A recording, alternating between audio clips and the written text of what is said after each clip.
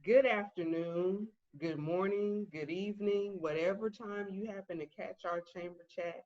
We are glad to have you. Every Tuesday and Thursday, we seek to bring you information that can assist you during this COVID-19 pandemic. And today we have a very special guest, Miss Gwen Tillotson Bell. Hello, Mrs. Bell, the new Mrs. Bell. Thank you for Hi. joining us today. Oh, hi. Good afternoon, Carol. I am doing wonderful. How are you? I'm doing great. I am Oh, doing it's great great. to see you. Always good to see you. So I'll tell everyone a little bit about you.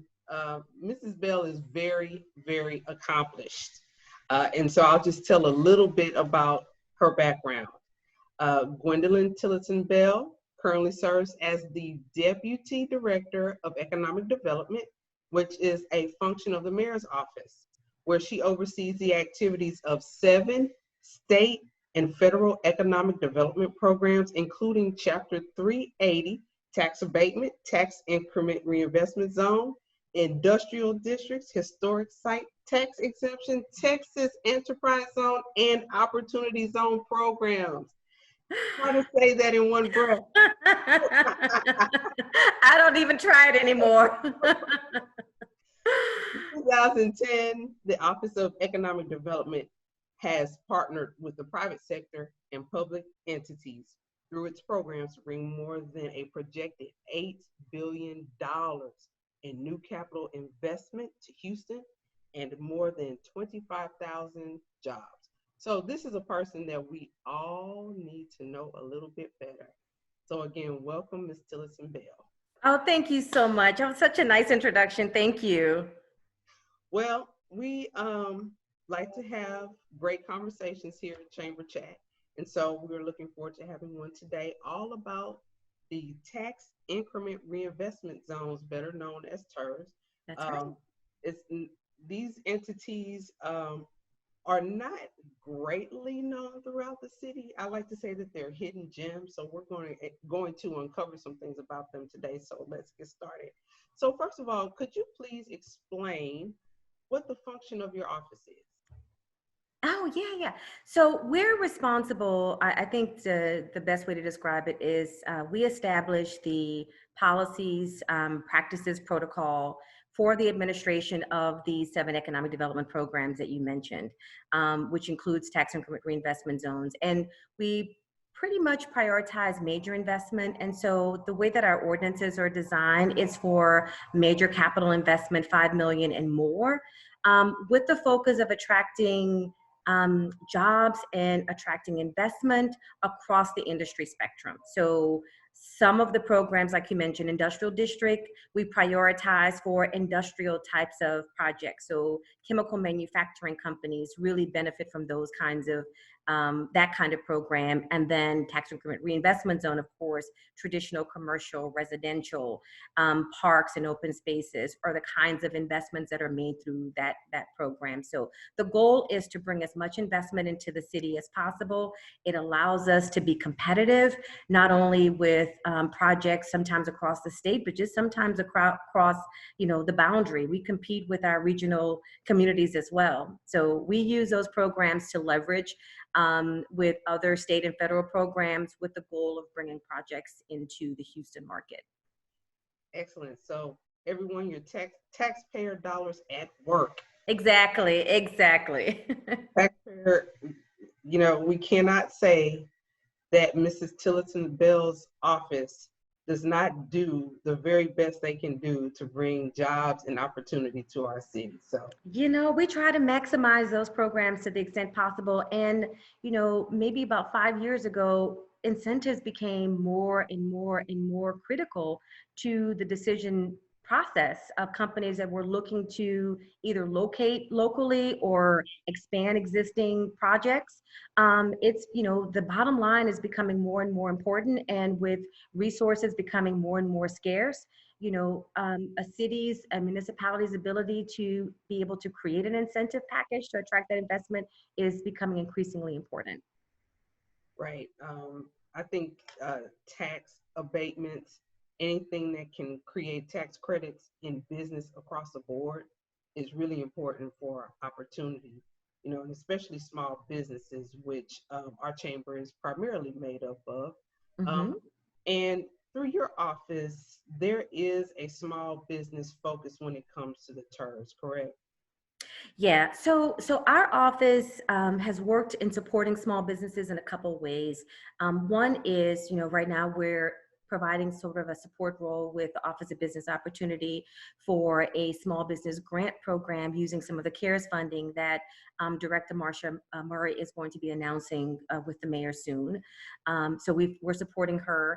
And then also, as you mentioned, through the Tax Increment Reinvestment Zone program, and I know we'll have a little bit of time to kind of get into some of the weeds and describing that program a little bit more, but the TIRZs are an extension of the city of Houston, and I think it's very important for people to remember that. They're not an independent, totally independent or operation. And as part of that, and because of that, they are required, just like the city departments are, to work with minority-owned businesses, so the minority women, disadvantaged businesses, as part of their agreement with the city of Houston. So, so just like city departments, they are required to allocate a certain percentage of their contracts to minority women and disadvantaged businesses. Okay, so that's another opportunity through the public sector for small businesses to obtain contracts and increase their bottom line, which is excellent. So could you explain to us what a TIRZ is and the difference between a TIRZ and a super neighborhood, for example, or a complete community? Yeah. So, so the TIRZ is a state program. It's created at the state, and it is through local government code. So that is the statute that has created tax increment reinvestment zones. And so, everything that we do as it relates to the TIRZ program is governed by the state. So that's the first thing I think that's really important. What it does is it allows, it is a geography. So when we think of tax increment reinvestment zones, the zone represents a geography, and it allows for taxes to be frozen at the time the zones are created, and all incremental property taxes that are generated after the year the zone was created goes back into that zone for the purpose of building critical infrastructure. So it's the kind of projects that are eligible under this program are governed by the state, but for the most part is any kind of infrastructure, your streets, your water, your sewer system, storm drainage system, and in, post Harvey, creating and maximizing this program to build more detention related projects, more drainage projects is becoming increasingly important. And so we really leverage that tax program to be able to do that. But that's what it does. So it every year, our department and our office appropriates millions of dollars to these 20, so right now there are 25 active TIRZs within the city of Houston. There's 26, but one is managed by Harris County. And so we appropriate 150 plus million every year that goes back into these zones for the purpose of building infrastructure, building public amenities, building parks, public facilities. So it's a real benefit to the community. And to your point, they're kind of like this hidden gem, because what happens is there might be a sign that talks about or posts the investment that's associated with the project, and most people just assume that it's through the city of Houston Public Works. But oftentimes those are tax increment reinvestment zone projects. Okay, and so can you also talk about the difference between the TIRZ and the super neighborhood concept and the complete community? And complete, yeah. So super neighborhood, just like the complete communities, were initiatives under the administration. So Mayor Lee Brown created the super neighborhoods concept to better engage neighborhoods and communities. So I would describe that as a civic engagement initiative, and it was intended to take the small neighborhoods that kind of really felt like it really didn't have any other resources from which to leverage, and kind of convene smaller neighborhoods under this larger geography of super neighborhoods. There is a super neighborhood council. So it does have a body that sort of manages processes, better connects the residents to the city for services and for resources. And that program has been in place for many, many years. Well, in 2017, Mayor Turner built on that concept, but created a completely new focus. And it's called Complete Communities because the intent is to make sure that every community is complete, that every community has what it needs to be its best community. The goal is to mitigate disparities. So to mitigate disparities around economy and jobs and infrastructure, access to certain services, so that every Houstonian really has an opportunity to live in the best community possible. Not necessarily trying to create cookie cutters, but just to, within the integrity and the character of the neighborhood, really build up those neighborhoods to maximize its potential. So because that focus is really about getting resources into the community, it is tied into investment and resources and very specific types of projects. And so so it's citywide initiative, but in 2017, there were 5 neighborhoods that were announced as the pilot super neighborhood organizations or communities. And then in 2019, the second group was rolled out. So there are 10 complete communities as of now, which might grow to another 5. Yes, and we're hoping so, because complete communities create strong families, which create strong citizens. They're productive, they can be hired. It goes on and on and on. So the complete communities concept, I think, is a blessing for our city and our businesses. And so how do you see the TIRZ fitting into that complete communities concept? Well, so, I mentioned that the complete communities sort of focus on mitigating disparities. And the 5 complete communities that were announced in 2017 have kind of gone through a major stakeholder engagement process where they've created action plans.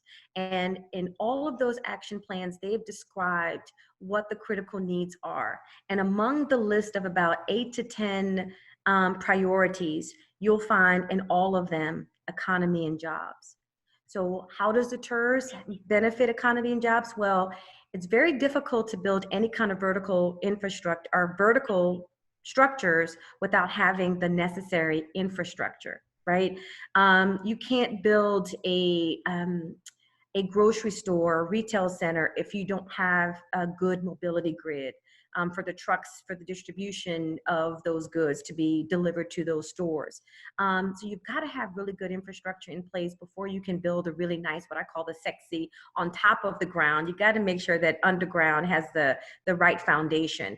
So economy and jobs. So TIRZ has helped to build that infrastructure that not only supports your commercial kind of projects, but also workforce related. So when we try to and compete for major projects come into the city of Houston, you've got to have the infrastructure in place. Otherwise, they'll find a place that has the right infrastructure. So that's the TIRZs make it easier for companies to come into the city of Houston and bring in those jobs. It also addresses another priority in the action plans, which are parks and public amenities. Quality of life, being healthy, that's very, very important. And every community should be able to schedule a walk and plan a walk in the evening or in the morning to get some much needed exercise in a park that's not only has the amenities, but that's safe. So the TIRZ actually, through its program, can help to fund parks. So Emancipation Park is a great example. Emancipation Park was funded through the TIRZ program. It's an amazing asset for the community. And as a result of that park, look at all of the development that has occurred that park project spurred. So you think about a park, but it's an amazing asset for multifamily and single family development and restaurants to be able to use that and leverage that asset. So that's another way that the TIRZs support complete communities. So, I could take a look at least 3 or 4 of those major categories within the action plans, and I could demonstrate how the TIRZ has been very instrumental or can be very instrumental in delivering some of those infrastructure and other development assets. And that sounds like everything you just said about quality of life, parks, etc. To me, those are reasons why residents should care about the TIRZ in their community. Wouldn't you agree? Absolutely. So, that's to me the parks and the open space, the jobs, grocery stores. Many of our communities have talked about the need for grocery stores. If you were to take a snapshot of the millions and millions of dollars that are being leaked out of under-resourced communities into other communities, and with the right retail or with adequate retail, those monies could come back into the economy, could be circulated back into the economy, supporting small businesses, right? Because many communities are not trying to become the next downtown or midtown. They just want to make sure that they're maximizing the real estate assets within their own community. And small businesses play a big part in, as the occupants in some of these underutilized, building assets. So the community definitely should kind of understand, learn more about the TIRZs and learn how they can certainly support the TIRZ board, and especially when it comes to identifying priorities for funding. So we would encourage more residents to participate in the monthly meetings. These are public meetings, they're open, and even in the spirit of COVID, we're still doing those meetings via Teams or Zoom. So, the city can't stop because, we're in the midst of this health issue. So we're continuing to engage the community through Zoom and other virtual tools. So this would be a really good time, since some of the residents are at home, working from home, working remotely, to chime in and participate in their local TIRZ meetings, I think, as a way to learn more about how TIRZs are benefiting the communities directly. Right. And how would residents find out what TIRZ their property might be located in and when the meetings occur? Yeah, so to find out if your property is located in a TIRZ, if you were to just go to your HCAD property record, for instance, just go to the appraisal district record, all of the municipalities that are within that are associated with that property will be listed on the property record. And there you would see, whether or not it's your property is located in a TIRZ. There are not many residential areas because the TIRZ is a commercial development tool. But we have on our website, if you just go to the economic development website, we have posted TIRZ maps, all of the TIRZ budgets. We are responsible for the financial, kind of the fiscal responsibility as it relates to the TIRZ. So every year, we present the TIRZ budget to City Council. So all of the budgets are listed on our website. And so just a snapshot of the maps will at least give any property owner a sense of where the TIRZs are, to know how close in proximity to their neighborhoods that the TIRZs are. The other thing that I think is really helpful is for your small businesses to become familiar with the kinds of projects, construction and otherwise, that the TIRZs might be undertaking. That is also part of the TIRZ budget document. It is part of their 5-year and multiple year CIP plan. Right, and that leads me to ask, who determines the projects in the different TIRZs? So the TIRZs have a board. So I mentioned earlier that the TIRZs are an extension of the City of Houston. So we create the City of Houston. We also appoint the board members. The City of Houston, through the mayor, will appoint the majority of the board members for TIRZs that are predominantly city funded, meaning the city's property tax revenue is providing the funding source. But then some of our TIRZs also have other municipalities that are participating. So in some cases, Harris County, some of the community colleges are participating. So where there are multiple jurisdictions that are participating, they also get to appoint a board member. And so the board as a collective group makes decisions about how to prioritize, but they do so by hearing from the community. So that's another reason that the community really wants to start to become more engaged and participate, so that as the TIRZ starts to look at project priorities, oftentimes they'll engage a consulting firm just to kind of help them to develop sort of a broad blueprint of economic development and other infrastructure mobility opportunities, demand. But certainly they would want to hear from the stakeholder, from the community, to help to prioritize those. Mm-hmm. So it's really important, it sounds like, for residents and small business owners to look around their area, yes, and see, what can be included in that area that might drive more business, more traffic to the area. Amenities always make things better. right. A pretty park, a nice trail, something like those things always make an area more attractive for economic development. And so, we encourage you to get involved. Go to the meetings, find out when they are, and certainly make your contribution so that you can have a say-so in how your neighborhood looks. And so as far as contracting opportunities, since the boards typically create the plan, do they also consider contracting opportunities? Yeah, so there are, so I'll give an example. In the same way that if the city wants to construct a street project, the city will engage a prime contractor, and then that prime contractor will engage subcontractors. The TIRZ works in very similar. And the TIRZ invest in multi-million-dollar projects, and it's all part of their board, so they'll discuss all of these potential projects in their public meeting. They will talk about whatever needs that might be outstanding as it relates to contracts that are getting ready to be bidded on. So the TIRZ also, in addition to construction projects, they are also an entity that requires certain professional services.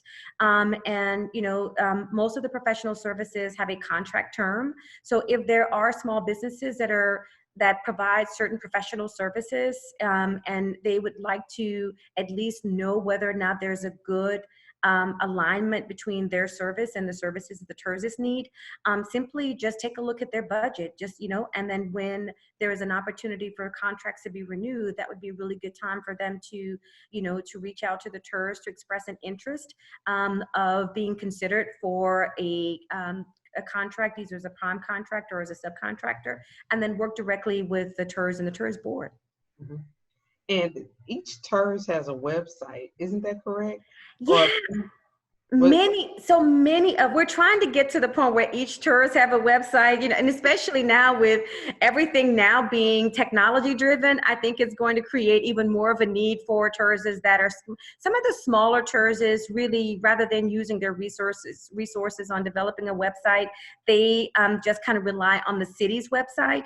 But I suspect that by the end of the year, all of the TIRZs will have a website. Probably 80% of our TIRZs already do.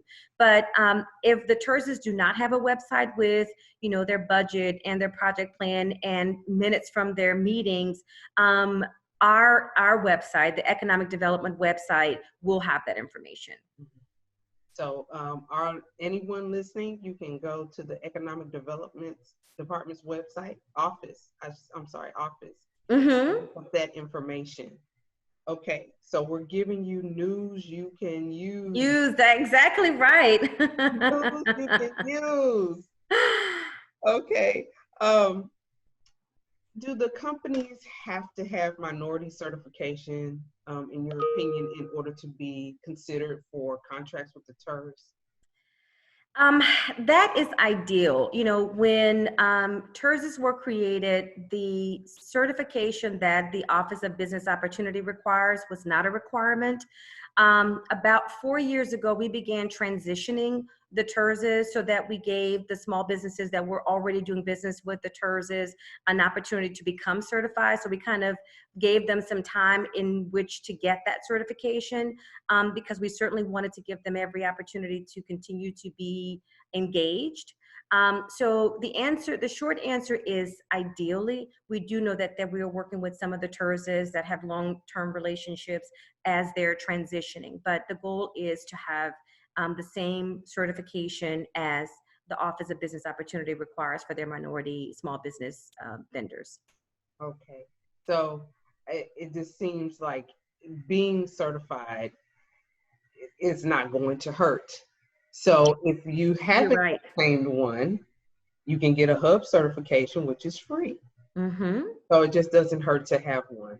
It doesn't. And again, especially if they are new to doing business with the TIRZ, a certification will add that level of strength to their contract, that level of credibility that it has gone through the city's process, and just makes it easier all the way for the administration of a contract. So it is to, I think, the small business benefit as well as to the TIRZ if the small business had at least one of the required certifications.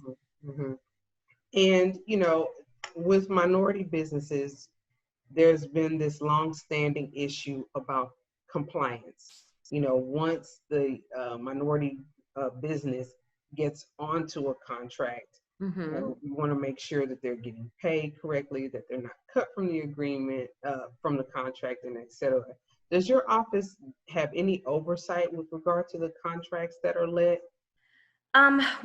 So our role is a little bit different from compliance. So the Office of Business Opportunity is really where that compliance responsibility is for a small business, whether it's through the city or through the TIRZ. But what we do in our office is we look to see how well the TIRZs are meeting their percentage. So, you know, if there's a 30% allocation for professional services, you know, how well is the TIRZ meeting that 30% goal? And if the TIRZ is for some reason unable to meet that 30% goal because maybe the specific service was specialized, we try to connect them with minority businesses that offer that specialized service so that they can continue to meet the targeted goals. So we look at it more so for about how well are you meeting the target goals, but on the compliance side of it, that's still going to be a function of the Office of Business Opportunity. So we work collaboratively with that office. Okay, and since we're talking about the Office of Business Opportunity, what's the difference between your office and their office? You know, I think the biggest difference is that OBO focuses on small businesses. You know, I mentioned that our programs are really geared just the way that they're written in ordinance and codified to focus on the larger businesses, the 5, 10, 20, $150 million projects. And then within those large business projects, for instance, there is a small business element because when we support an office development project, for instance, small businesses become the tenant in those large majors. So we're not detached completely from small business support, but OBO has amazing resources directly to support small businesses. You know, they can connect them with financial planning, with small business planning, with marketing. So they actually have a host of resources that helps the small business to be able to get access to the capital and access to resources that it needs versus my office. Okay, and I think that that's an important distinction to make because when you hear the term economic development, you know, it can have many different interpretations, but generally what comes to mind is, oh, they're going to help you make some money. But we do. which we do, but yes. it's within parameters in a certain context because everyone has their role to play. Right, right. And so, you know, for us, economic development means what we're looking at is we're looking at the city of Houston, all the industries, the major job generators within the city of Houston. And we're trying to get one step ahead of understanding what's happening within those industries so that we could put programs in place to make sure that we have a strong, we're able to continue to grow our jobs. If there is a market or an industry that's declining, we work to try to look at industries where those skills might be transferable so that we're not dealing with high levels of unemployment. So if you look at the difference between economic development and small business, I would say OBO focuses on the entrepreneur and we focus on the person who goes into work every day like I do, like you do. Although you're both, you represent both, but I'm, you know, I work more closely with those that are working in industry versus the entrepreneurs. And so I think that is the best way to distinguish what I do through the Office of Economic Development and what Director Murray does through the Office of Business Opportunity. Mm-hmm. Yes, and both of them work on our behalf. So everyone, please take advantage of the TIRZs. You know, this is low-hanging fruit to a certain extent, hidden gem where there are tons of opportunities for small businesses in the infrastructure business. And so we wanted you to be informed, and we wanted you to take advantage of the opportunities that exist. So thank you, Gwendolyn. Oh, you're welcome. This was such a nice chat. Thank you. We aim to please make it painless and fun. So, this was good. It was a pleasure talking with you and talking with the chamber members. And, you know, I just look forward to working more directly with you and the chamber members, you know, as we kind of move forward. Yes, and we look forward to that relationship as well. We have plenty of members who are ready to go, you know, and get involved with the TIRZ. And so just to repeat, they can find out about the TIRZ through your website, correct? Yes, correct. And actually it's pretty easy to navigate on our website. And so if you were just to go to, and it's to the City of Houston, so houstontx.gov, and then just click under Economic Development, and then there'll be a drop down of all of the programs. And so you would simply click on the TIRZ, and then it'll give you the option to click on a website. And so if there is an active website, it will be linked to our website, but then you can click on the documents and it'll give every document, including the budgets. And then the budget is where you'll find the capital improvement plan. That is the information that we need Yes. to have. So everyone, when you see Ms. Tillerson Bell in the streets, please speak to her. Tell her thank you for her hard work. She's gonna make sure that we have plenty of projects going so that our small businesses can get involved and hire even more people to contribute to this great economy in Houston. Let me remind you, Chamber Chat comes on every Tuesday and Thursday, and we seek to bring you information that can benefit your business. And while we're talking about benefiting our businesses, it's very important right now more than ever to support our businesses. So please visit HoustonBuyBlack.com. Again, HoustonBuyBlack.com, where you'll find a directory of our member businesses in every industry you can think of. Please support them. We need your support at this time. Stay tuned to our social media and our website for COVID-19 resources and for the events that we have coming up for the rest of the year here at the Chamber. Again, thank you, Ms. Tillotson Bell. Thank you all for watching, and we'll see you next time on Chamber. Thank you for the invitation. Take care, Carol. Bye-bye. Bye-bye.